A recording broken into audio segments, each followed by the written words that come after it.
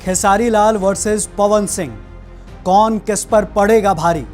बिहार चुनाव में स्टार्स की एंट्री। बिहार में चुनावी बिगुल बज चुका है और इस बार मुकाबला सिर्फ नेताओं के बीच नहीं बल्कि सितारों के बीच भी। राजनीति की पिच पर अब भोजपुरी इंडस्ट्री के सुपरस्टार उतर चुके हैं। वो चेहरे जिनकी लोकप्रियता सिनेमा हॉल से लेकर गांव की चौपाल और सोशल मीडिया तक गूंजती है। इस चुनावी माहौल के बीच दो बड़े भोजपुरी सुपरस्टारों की एंट्री ने राजनीति सरगर्मी को काफी बढ़ा दिया है। एक तरफ हैं भोजपुरी के पावर स्टार पवन सिंह जो खुलकर बीजेपी के साथ हैं, तो दूसरी ओर भोजपुरी के दिग्गज अभिनेता और गायक खेसारी लाल यादव एनडीए के विरोध में खड़े होकर लगातार उनकी नीतियों और योजनाओं पर सवाल उठा रहे हैं और आरजेडी की ओर उनका झुकाव दिख रहा है। इसके अलावा भी भोजपुरी के कई ऐसे कलाकार हैं जो इस बार चुनाव में अपना दमखम दिखा रहे हैं। ऐसे में सवाल ये है कि क्या बिहार की जनता वोट पॉलिटिक्स से आगे बढ़कर स्टार पॉलिटिक्स को अपनाने जा रही है। आज बात होगी इसी मुद्दे पर। नमस्कार, आप देख रहे हैं स्टेट मिरर। मेरा नाम है Anshu Jha. Pawan Singh versus Khesari Lal Yadav, star power की जंग।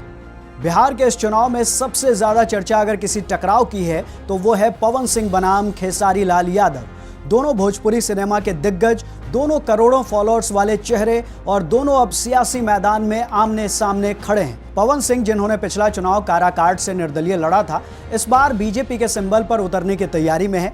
विवादों के बावजूद उनकी लोकप्रियता अटूट है। सोशल मीडिया पर करोड़ों फॉलोअर्स, 40 करोड़ से ज्यादा की नेटवर्थ और मंच पर ऐसा प्रभाव कि सभा में भीड़ अपने आप जुट जाती है। बीजेपी के लिए पवन सिंह न सिर्फ एक सेलिब्रिटी चेहरा है बल्कि भोजपुरी वोट बैंक को साधने का सबसे बड़ा दांव भी।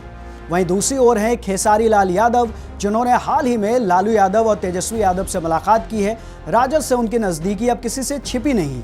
खबरें हैं कि खेसारी लाल यादव की पत्नी चंदा देवी को आरजेडी से टिकट मिल सकता है। इससे साफ है कि खेसारी इस बार खुलकर एनडीए के खिलाफ मोर्चा संभाल सकते हैं।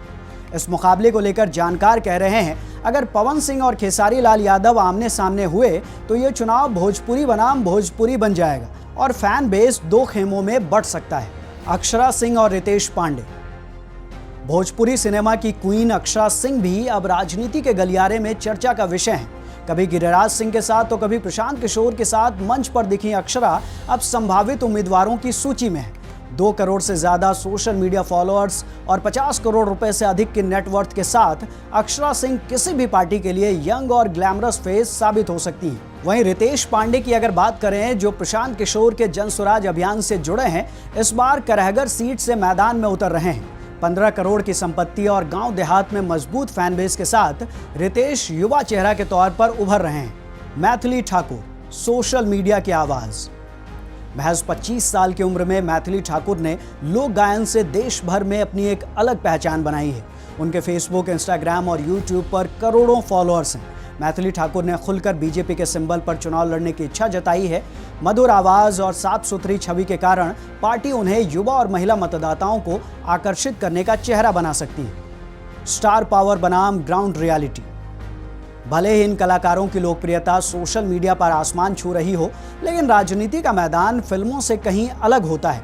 कैमरे के सामने तालियां मिल सकती हैं, पर वोटिंग बूथ पर हर चेहरा कसौटी पर चढ़ता है। बिहार में अब भी जातीय समीकरण, स्थानीय मुद्दे और गठबंधन की रणनीति चुनावी नतीजों को तय करते हैं। राजनीतिक विश्लेषक मानते हैं कि स्टार उम्मीदवार पार्टियों के लिए वोट से ज्यादा दृश्यता यानी विजिबिलिटी का हथियार है।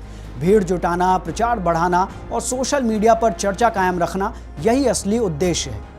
तो बिहार में इस बार चुनाव सिर्फ सत्ता परिवर्तन का नहीं बल्कि सेलिब्रिटी पॉलिटिक्स की ताकत को परखने का भी होगा।